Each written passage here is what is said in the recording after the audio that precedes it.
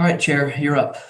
All right, welcome everybody. Good to see you, Julian and Karen. Thank you, Quinn. Now we can see him. There was something on the computer there blocking you. Those present are Commissioner Hadler, Commissioner Martinez, myself, Commissioner Winfield, and Quinn Hall, Deputy Administrator. And I will open this meeting at 9:03. And we can start our general business with an approval of the minutes from the January 9 meeting. Motion to approve minutes, January 9. Motion by Commissioner Hadler, second by Commissioner Martinez. All in favor? Aye. Passes unanimously. And we move on to the purchasing policy and the credit card policy with possible action. And I will let anybody that wants to start off there. I had reviewed that this morning somewhat. I read it this morning also. I forget, was this from an agenda item left over from last time? No, this is something that I brought up. I guess I can kind of start if nobody else has anything. Sure, this wasn't just started when we put in some kind of a percentage of their local vendors. No, yeah. There was the local vendors. That was the last amendment to the purchasing policy. But I was just looking kind of over our entire financial policy, and this is definitely something that brought some concern to me. There's nobody that in the county that reviews the credit card purchases past the directors. So a director is in charge of his department, but from that spot forward, there is no review. So if there was, I feel like there's a gap right there in the security. Okay. And so do we have a proposed, or are we just opening the discussion to start the? I'd like to just open the discussion, hear what Julian has to say, hear what Karen has to say, and just kind of see which way we want to move forward with this. I don't know if I know that I believe it was Davis County just redid their entire financial policy.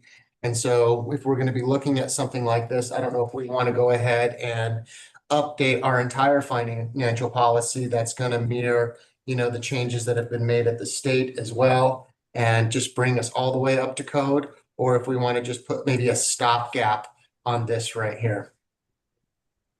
I believe that Com Admin has been working on a policy as well. Sorry. Also, have you guys been working on a policy for that credit card? We've discussed working on the credit card policy, but as far as progress, we've been making more progress on the policy. So yeah, we've made no progress then on an actual policy. And Karen, you were started to say something there. Well, there was a mention that the review of the credit cards stopped at the director level. Do the directors have credit cards? And if so, who is reviewing those? Or is that your point that that's exactly my point right there.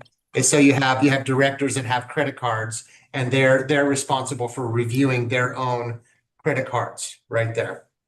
And then classifying those, and then they go to the clerk auditor, and then the clerk auditor basically files that. So there's no review, right? We're allowing basically the same people who are spending the money to be reviewing their purchases. And I think there's definitely an issue with that. Approximately how many credit cards does the county have? We'll have 14 departments, and then most electeds, every elected has one. Right, I would bet there's probably 25 of them minimum out there, if not more. Yeah. And is there a review process? I'm sorry, was there a mention that in addition to the directors, there's elected officials that have credit cards? Or I may not have heard that correctly. Yes, correct. Yes, all electeds have a credit card. And who reviews those purchases? Yeah, in my experience so far, Com Admin has been doing a good job at going through those going through those purchases right there, making sure that, they have the receipts, that they ask the questions, that, Of the agendas commissioner. of the commissioners, elected officials, right? Of ours, of making sure that we have agendas that go with the purchases. And that's been looked at quite heavily. But what I don't understand is why we're spending so much time looking at the commissioners without looking at the entire counties, which there's a giant stopgap or a giant gap right there in that policy. I mean, we have certain commissioners that are attacking a few of us commissioners over our spending, yet I'm looking at it and going, wow, there's this giant floodgate that's out here that no one's paying attention to. And I think that's really where, as a commission, we need to be focusing our attention is that there is no review of that. In the meantime, I was almost thinking that, until we have this policy in place, we should have some sort of review policy of all credit card purchases that are being put down and that we're approving when we do bills each meeting. I mean, because we are approving items right now that nobody really understands what they are. So when you say we, do you mean the commi- county as a whole? Yet the county as a whole. And generally speaking, for what purpose would an elected official need a credit card? What types of purchases are running through there? Just high level. Yeah. Mostly related to travel and the conferences we attend. I understand. And I can read you the current credit card policy. It's A, B, C, D, and E, so it's not long. Credit cards are issued to approved individuals for purchases that cannot be billed by invoice, purchase, order, or open line of credit. Credit card holders must acknowledge and sign a written terms and conditions before being issued a card. See Exhibit C. Credit cards shall be used for small purchases in lieu of petty cash, which is not permitted in policy. D, receipts must be submitted for all card purchases. E, county employees who cannot provide a receipt for credit card purchases shall be required to reimburse for expenditures. Another recommendation on this would also be to include, there's a purchasing ethics inside the policies and procedures. And I do think that we should make sure that we link or connect our purchasing ethics inside of here as well. I see your point. Obviously, the directors are probably making the largest purchases, and those most definitely should be reviewed. I'm not sure if the county clerk is, or I'm sorry, the person who's paying the bills. If there is a review process there. Is there not, Quinn? Doesn't the clerk look over the credit cards? I mean, Clerk does verify that there are receipts attached to them. okay. No verification. As far as, and I think, forgive me, Brian, if I'm misinterpreting this, but I believe that the pointing question would be for the appropriateness of the purchases and their adherence to policy, not necessarily the existence of receipts. Am I Correct. Yeah. paraphrasing that correctly? The other thing that I might add to this also, and I know that it seems to be getting better, but the credit cards are used for extremely large purchases. And I question why that's going on, because constantly throughout my 3.5 years here, I have to use my personal credit card and then ask for reimbursement because the credit cards are over limit. And so I'm always told that, well, that the limit's been surpassed. And, I mean, in my own personal credit card life, if that's always going on, I want to know why. And do I need to increase the amount of money that I can put on a credit card? But if there's large purchases being put on credit cards, my concern is how are those being recorded as a credit card? A Visa line item in the books, or is somebody breaking that out and saying this is in my budget and I just purchased a new tractor at the arena or something, or what are we doing? And why is there a need to put large purchases on a credit card to begin with, rather than following a process where they come in and they have the clerk auditor write a check for those purchases? So I think those are valid points. I might Things that should clarify. be addressed. Yes, sir. yeah, and Quinn wants to clarify. He might be able to educate me a little here. I think that the reason is not one single large purchase made by any one department, although there are some that are, several hundred or maybe $1,000 or $1,500.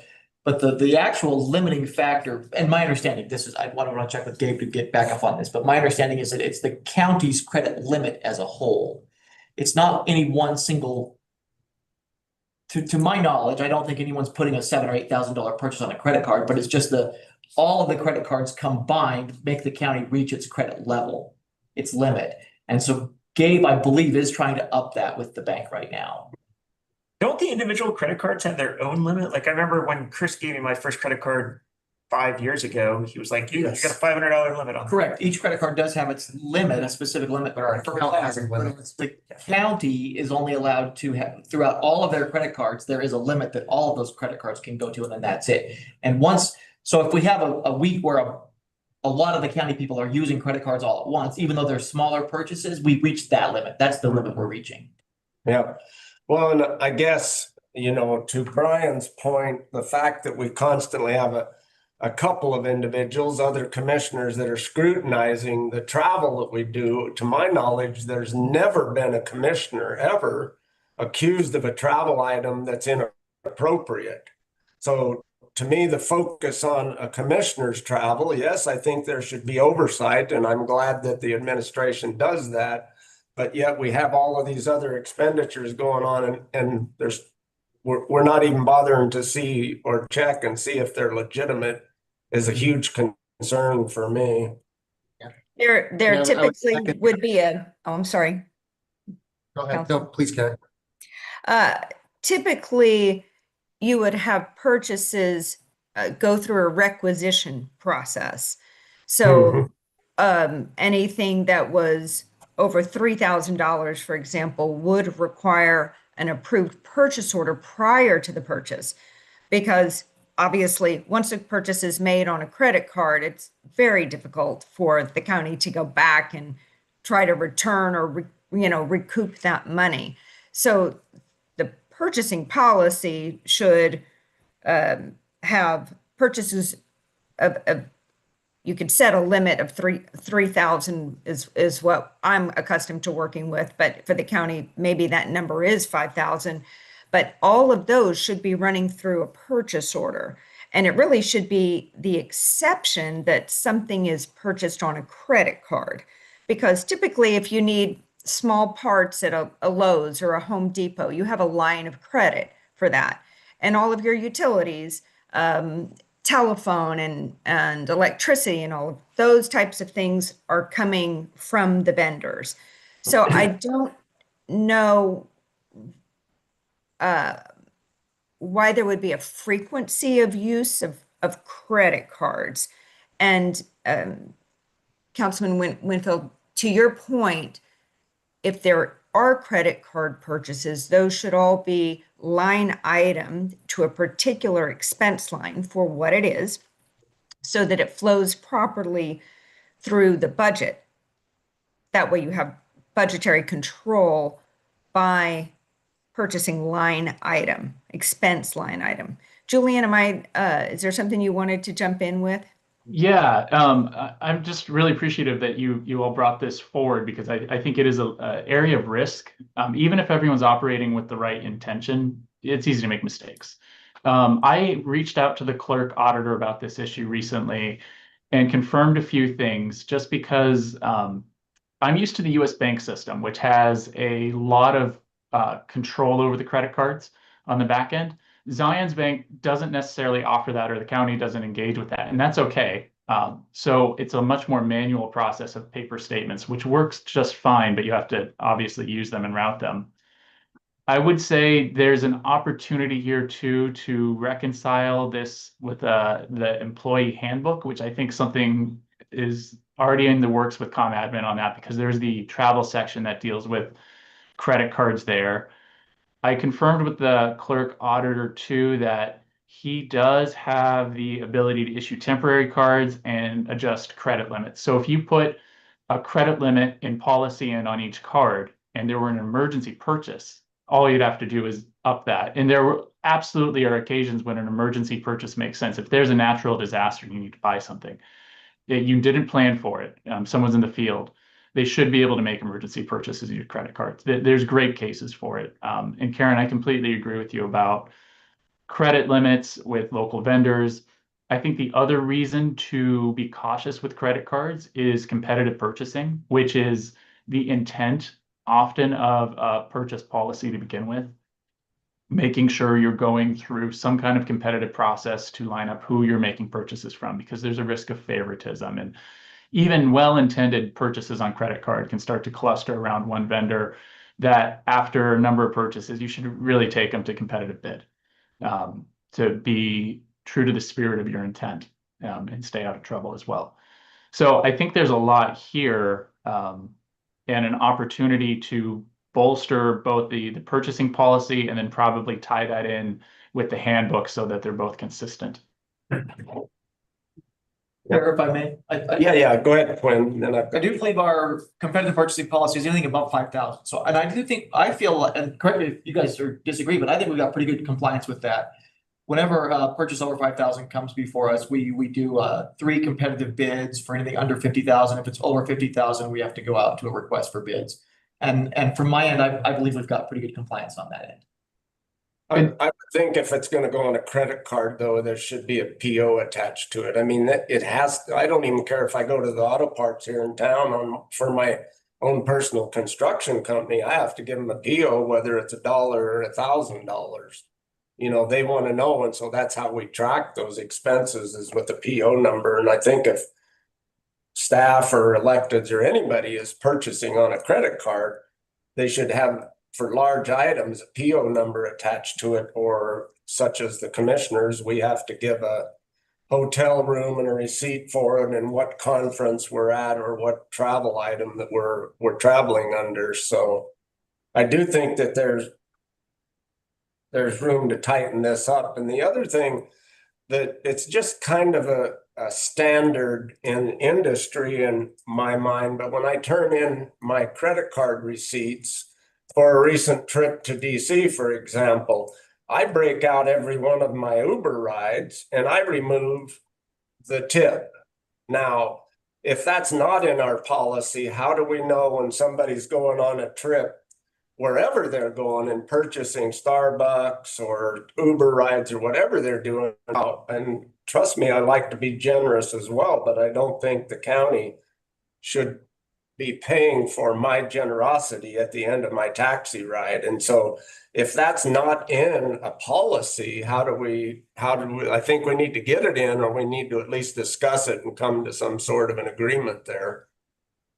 I agree with those That's things. one thing that, and Julian and Karen, if we could rely on you guys for some sort of expertise, what do you guys, are you familiar with a limit on tipping? Because I do think I would like to see that added as well.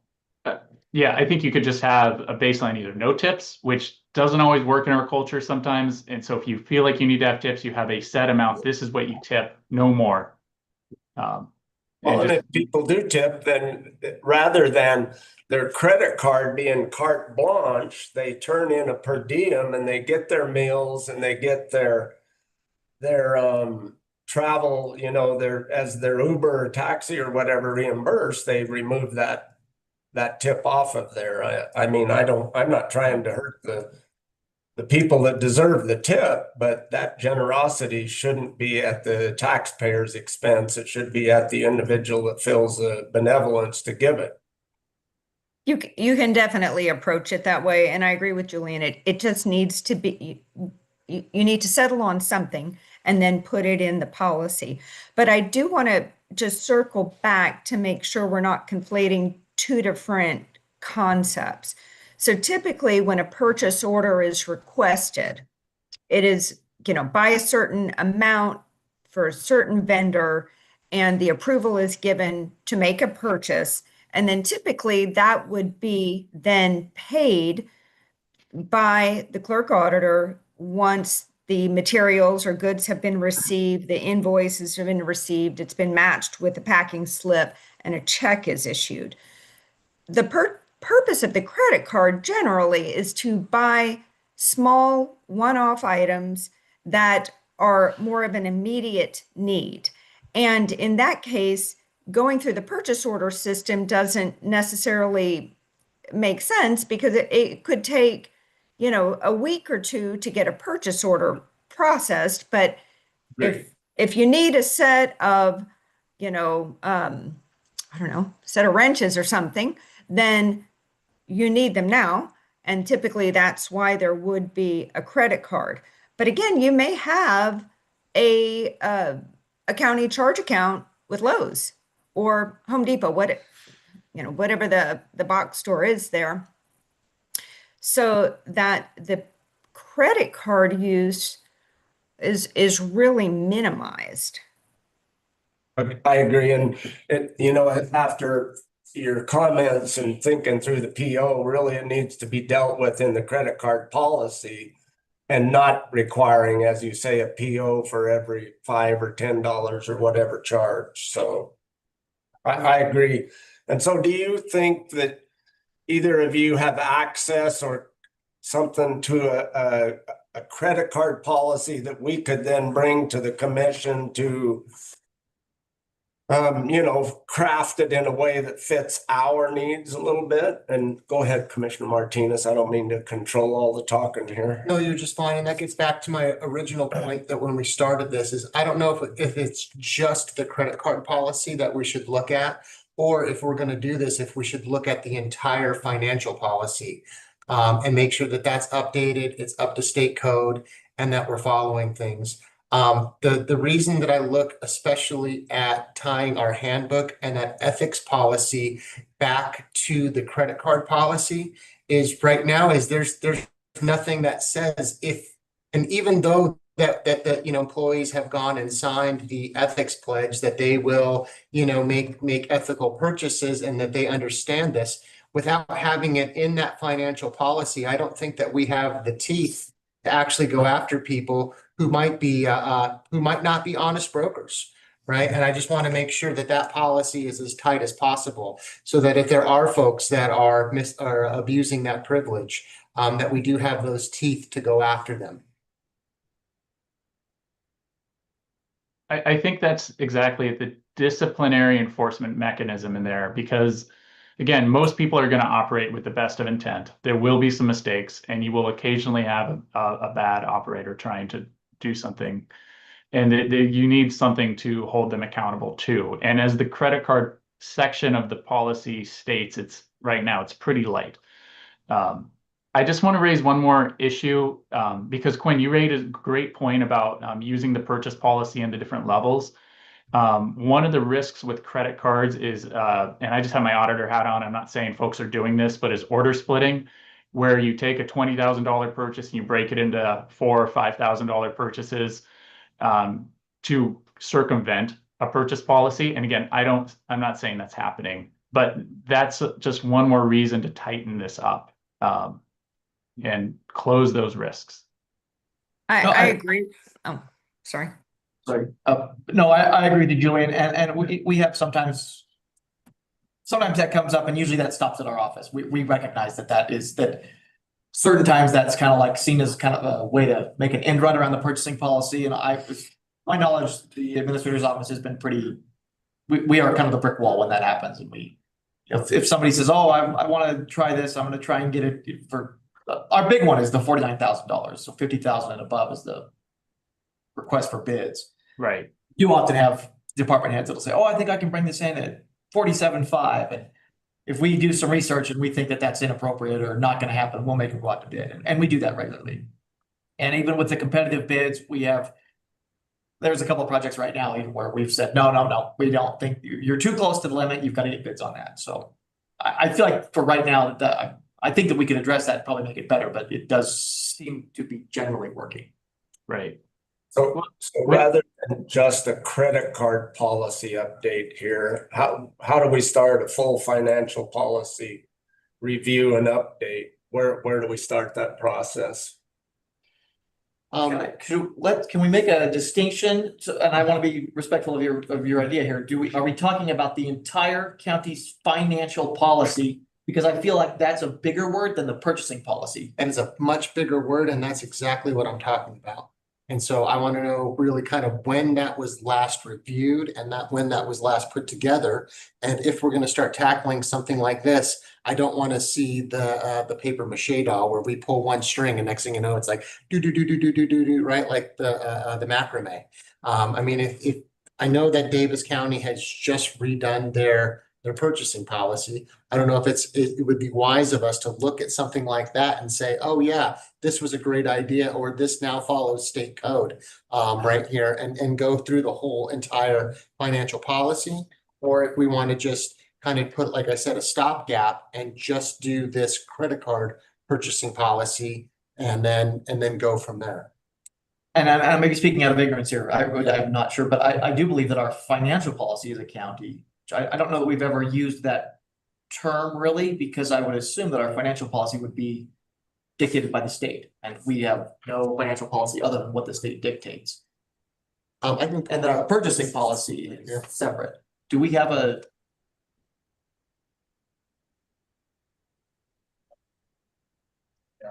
Yeah, I don't know.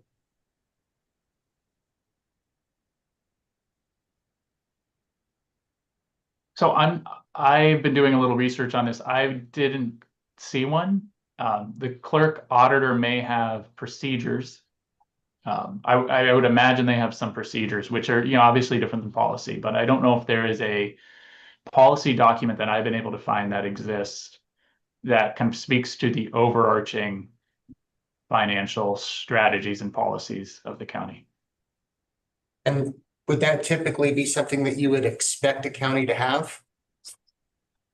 Yeah, sometimes it's either going to exist comprehensively or piecemeal. And that gets into this gray area policy procedure, because there's certain things that you just need to write down. This is how we do it every time. And is it a policy? Is it just a how to? So that's where it's muddled, and I see a lot of different variations. Getting to Quinn's point, I'm sure that we use the uniform fiscal procedures, that we rely on that right there, but I don't know if it's stated. And, would that be a benefit to the county to have it all put together in one spot rather than have a piecemeal over here and a piecemeal over here, a spot where you can say, this is the county's financial policy? I think there's some benefit to it in that even if you're stating that you follow state law. Yeah. And the important thing then is not to try and put every detail of state law and code into the policy, because then you have this document update cycle that you're stuck on. That's very difficult. But to point to it so that it's a known thing and it comes back to that enforcement. And then have the procedures where there's areas in state code that are open to interpretation, then you can have those defined. So to the extent that you have options in state code to do something a certain way, and there's different ways you could interpret it, that needs to be written down so that you know how the policy has or how the county has interpreted code in its own policy. Yeah, that's exactly right there. I personally can see a benefit in that. Sure, I just looking through the policies and procedures, but I don't see anything around the financial policy. Julian, I'm sorry. No, please go ahead. So Julian, do you typically see a separate credit card policy in either the municipalities or the counties that you work with? Usually it's within purchasing. Sometimes they do call it out. If it's a very large county and it's very complex, yes, there'll be a separate standalone credit card one. Usually it's within purchasing. And then usually there's crossover between the travel policy as well, because that is one of the areas where you often need the credit card. And so there has to be some kind of tight integration between those two policies. Does the county have a distinct travel policy? It's within the employee handbook. Yeah, it's in the policies and procedures.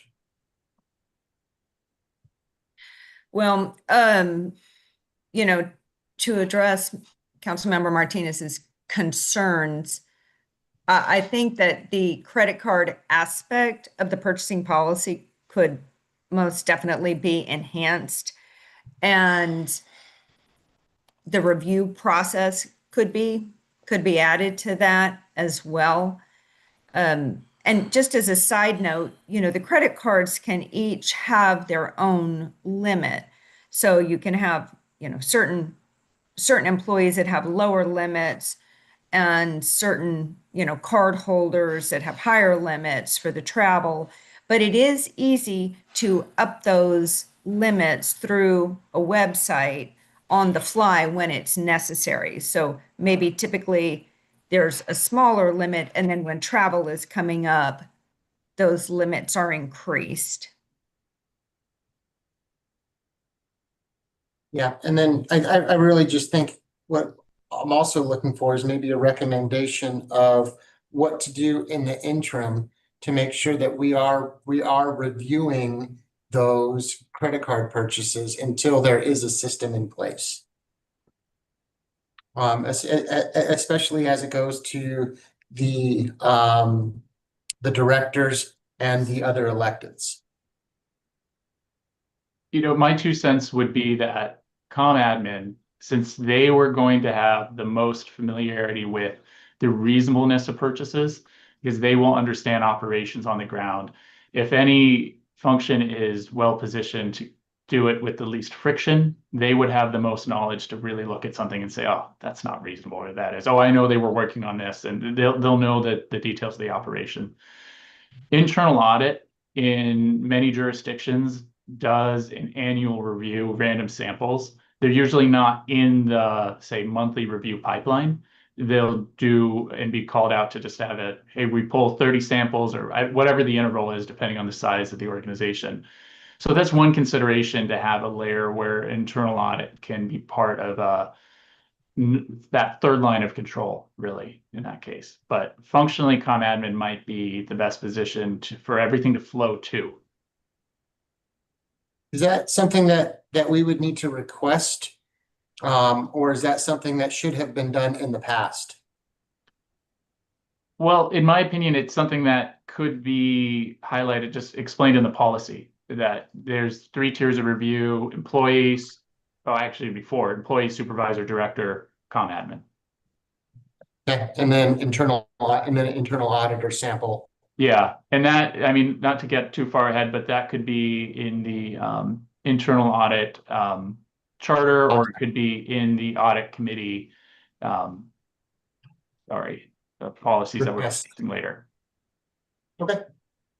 And I'll jump in. If I may, I'm happy to discuss this further at the leadership meetings every month. I'm happy to, lay down the law and say, hey, we need to tighten this up, so be more cautious. I'm happy to relay that. But I think more importantly would be to let them know that we're gonna put a policy in place, right? I don't wanna go through and make them think that, okay, somebody's been misusing this. I just think it's more important that we do an overall structure that the county follows to prevent anything in the future. It's definitely, I think it's a risk that's been identified. Are the credit card purchases currently being coded to a specific expense account? Yes, absolutely. Each one. Each purchase is coded, not by employee or by card. No, every credit card receipt is split out with a split entry. Great. And line items are going into the appropriate accounts. Great. But it's the review of that right there that's not done.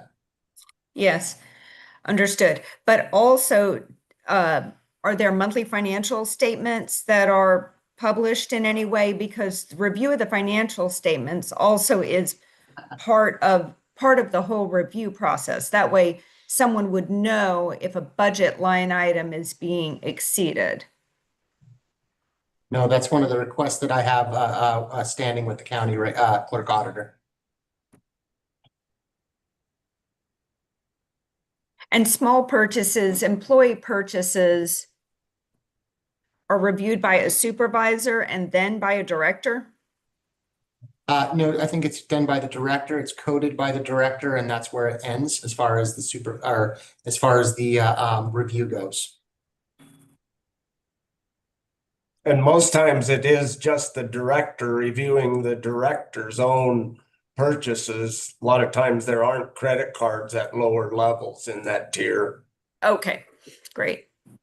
Yeah, you'd want to take a look at, I think, how many credit cards you have outstanding as you think through the policy, and really ask yourself, why does this particular employee need a credit card? If most of their work is going through, you know, a vendor that you already have a relationship with, then they wouldn't need a credit card. There may only be one credit card that's needed for each department for, emergency type use, the types of things that Julian was talking about when you really have a issue and you need to make a purchase immediately. So you could just limit the number of cards. County has, would that be hard to assemble? At least for our next meeting with this body and possibly earlier in a commission one, if we decide to adjust the actual credit card policy. Jacques, where you think it? I didn't know if I interrupted you. I would think that looking at the overall credit cards that are outstanding there, and then the credit card policy probably really needs to be addressed before our next quarterly meeting of the audit committee. We probably want to start something with the full commission, do we not? Yeah, where do you think that would start from? Who would create that policy?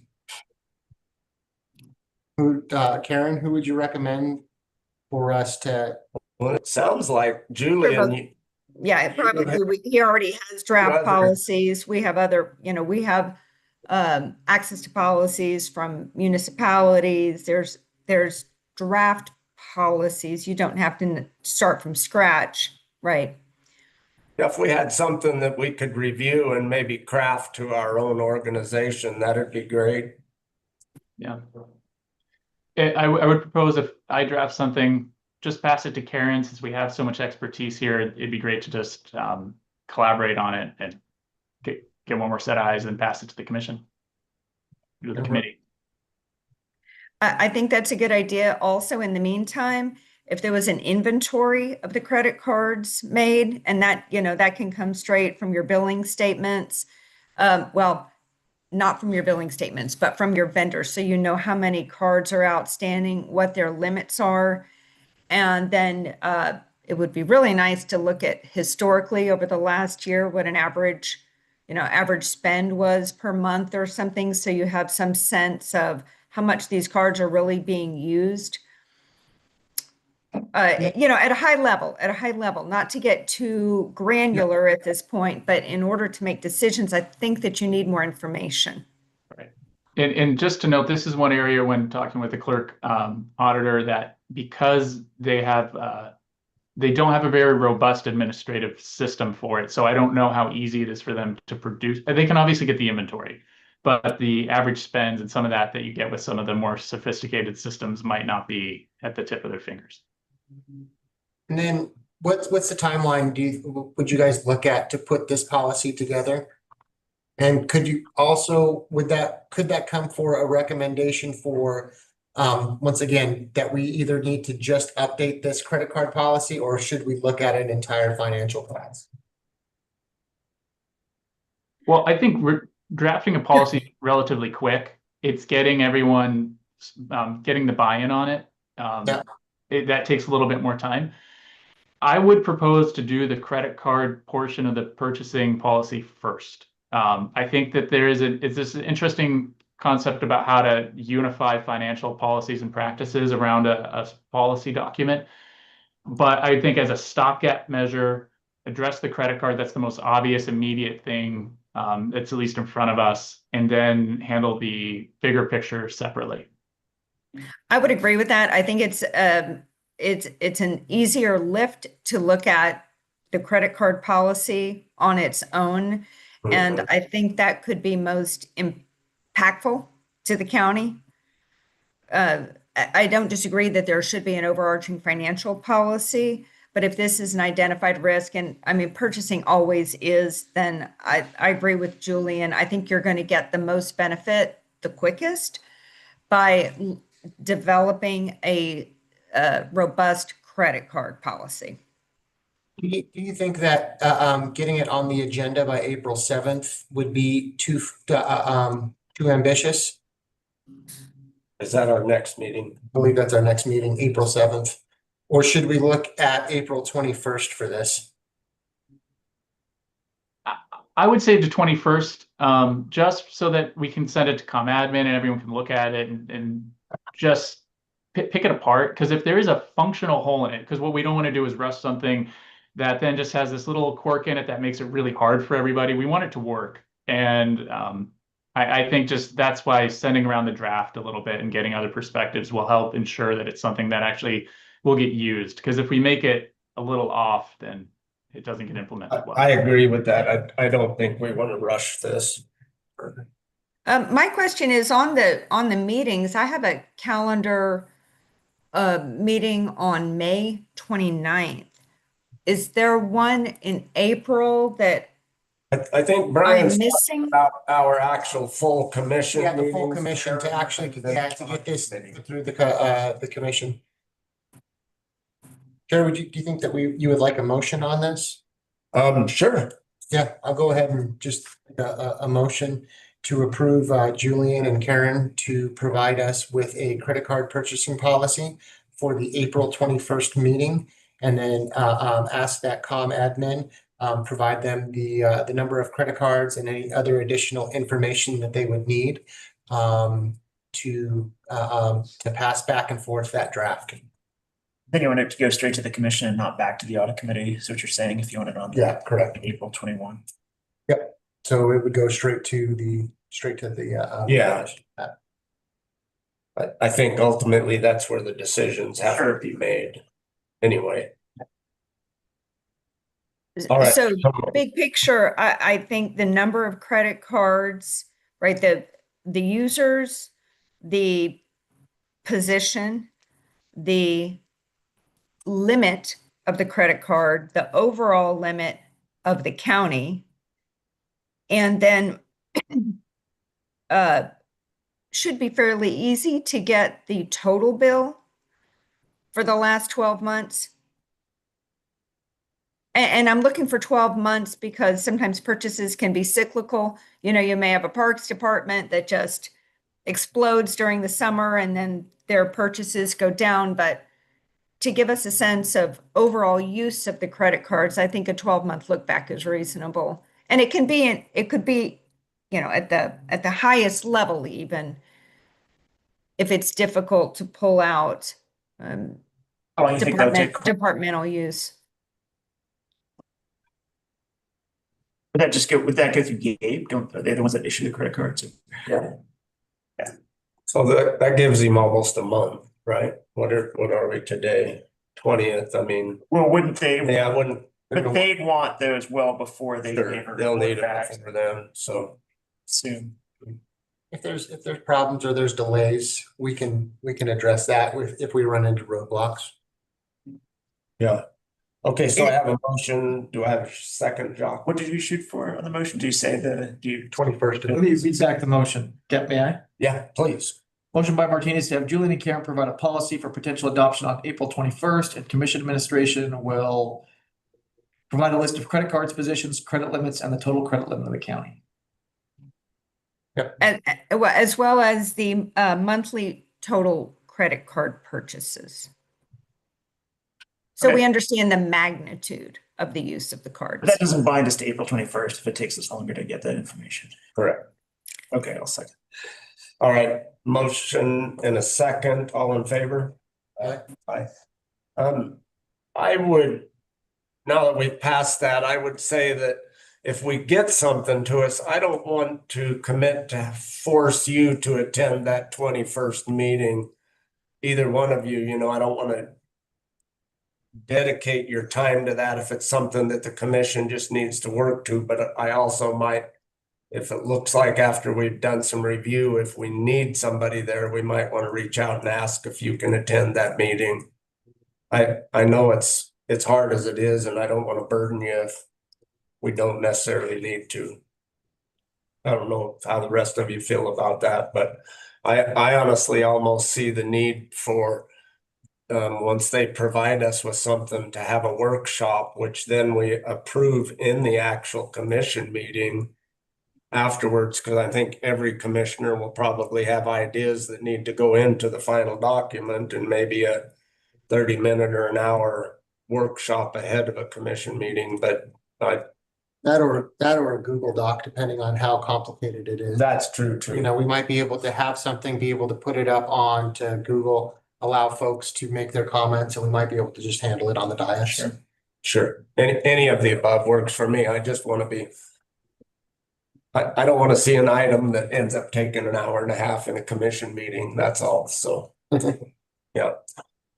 And then it looks like we have next on here a review of our bylaws and duties of the audit committee. And then somewhere maybe under future considerations, I just had some questions about the audit of the restricted funds, and I'll get to those later after we do these bylaws. I just want to know. Curious about a timeline there. So does anybody have anything on the review of these bylaws? I know Dana asked me if we wanted this on the agenda. I don't have anything specific. I don't have a specific. No, just, I think just the addition that we talked about earlier, possibly of, you know, having the internal auditor pull a sample of our credit cards just to do just to do a quick review on that. But what does that have to do? I guess I'm in the review of the bylaws and duties. Well, it would just, I think that it would be part of the bylaws and the duties. Let me see if I can Okay. find something where it might fit. Do you think that fits, Julian? Well, I have one proposal for the bylaws, and it would be to add an appendix to it with the internal audit charter that you adopted when I first came on. That really just says, hey, we use these audit standards. You can incorporate it into it, but it's probably just easier to tack it on at the end. And one of those tasks that could be added, and I think we could put this forward with the credit card draft, is just an annual task of reviewing a certain number of credit card samples. And I would actually add, we probably need to build this out a little bit more, because I would add other types of transactions than just credit cards. So I don't want to rush it, but I Sure. think that would be a good addition long term. So do we have that appendix that we can add that to our bylaws? Is that something you provided us, Julian? Yeah, I want to say one of the, maybe it was the second meeting that I attended. I'll pull this up, and then maybe this is something we can address at the next meeting. I'll recirculate it. It was Okay. just a baseline saying, here are the standards we use and all the background information about how it's working. It could be either merged into this or just appended. Okay. Perfect.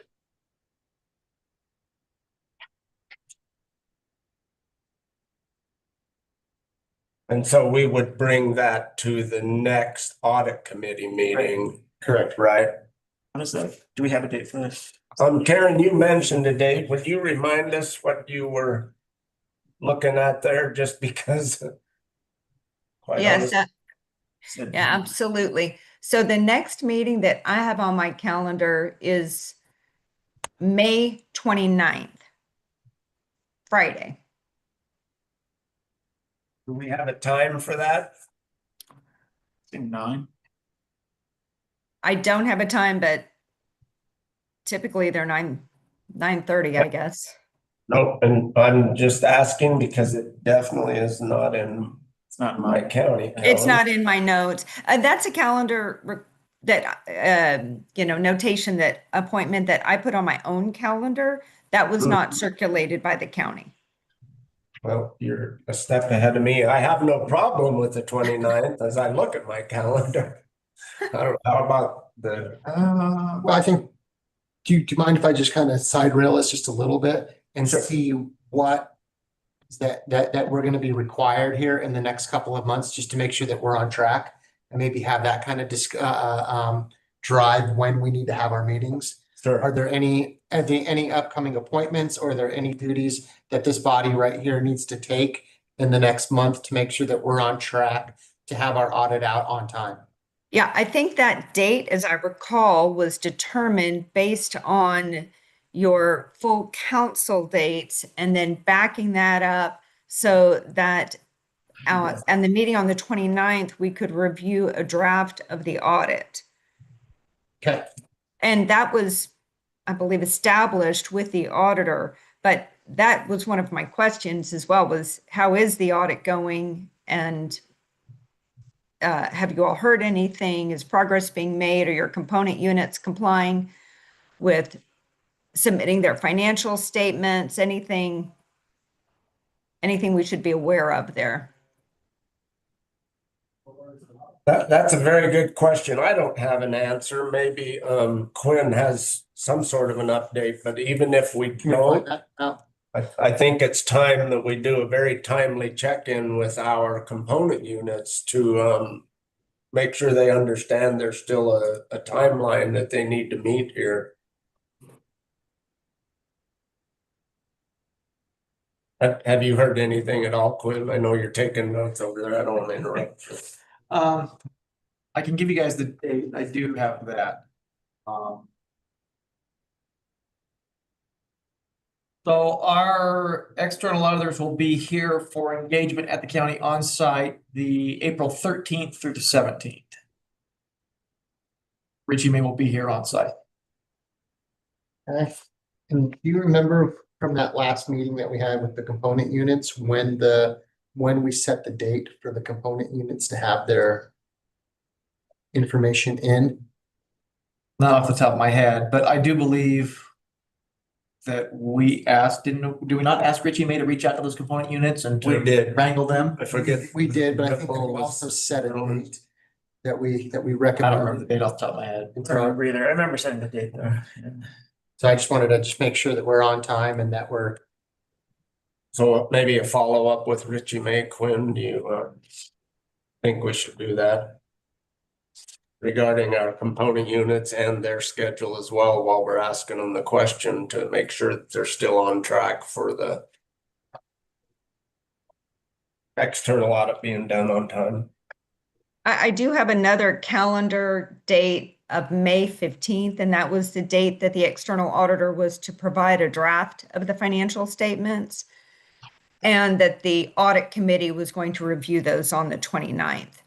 So there was a good couple of weeks in between the provision of the draft and the audit committee's review of that draft. I'm sorry, Karen, repeat that date for me, will you please?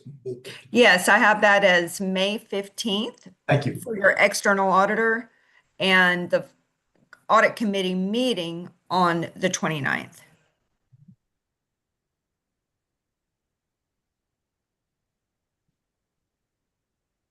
those are due June 1st. Should be June 30th. June 30th. Okay, so that gives us. Yeah, 6 months. 6 months.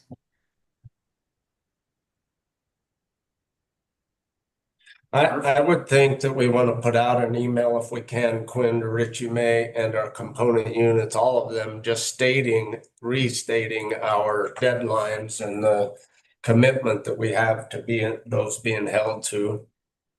I do know that that kind of falls into my next question or thought is that I know we wanted to have Julian do a review of our restricted funds, and I would think that that would be best after the external audit was completed, or I see you nodding your head. Yes, was kind of a question, Julian. Yeah, I think that would be the best timing, really, just to be sensitive to the clerk auditor's office. They're under a lot of pressure. And to when we look on this next audit, to just give them the space to pay attention to that, because I know what it's like to get pulled in many directions. Sure, and it would probably help ease Gabe's load that we're not trying to do both of them at the same time. It Yeah. would be my thought. But I do think that we have stressed to our component units, but I feel like we need to re-stress to them. Just so that they at least take this serious, that we expect our own audit to be completed on time.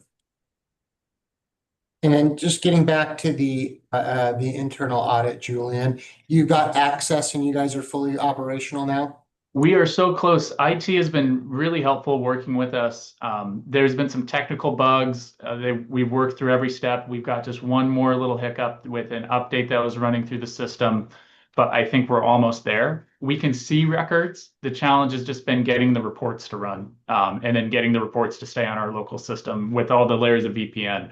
So they've been very supportive, and we can, at the very least, if we had to do something today, we could get onto the system and visually check.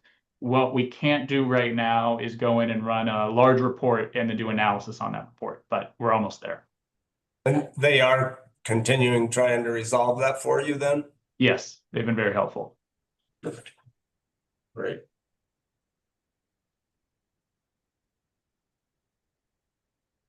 Okay, I don't see anything else. Is there any thoughts from anybody? Quinn? All right, is there anything we missed, Karen or Julian, from your end? Not that I can think of. I definitely No. appreciate the 2 dates, and I will get those in my calendar. We're looking at the 15th to be able to review the external audit. And then on the 29th in our audit committee meeting, we would, as a group, review that document as this audit committee, correct? Correct. Okay, I'll get both of those in my calendar just so I have a reminder. And then do we want to set a time of 9 a.m. again for the 29th? Earlier is better for me, for sure. That work for you, Brian? Yeah, I got it 9 a.m. I might. And that time works okay for both of you? Yes. Yes, sir. Okay, all right. If there is nothing further, I will adjourn this meeting. Okay. Thanks again for all of your help, both of you. Thank you. Nice. Take Thank you. care.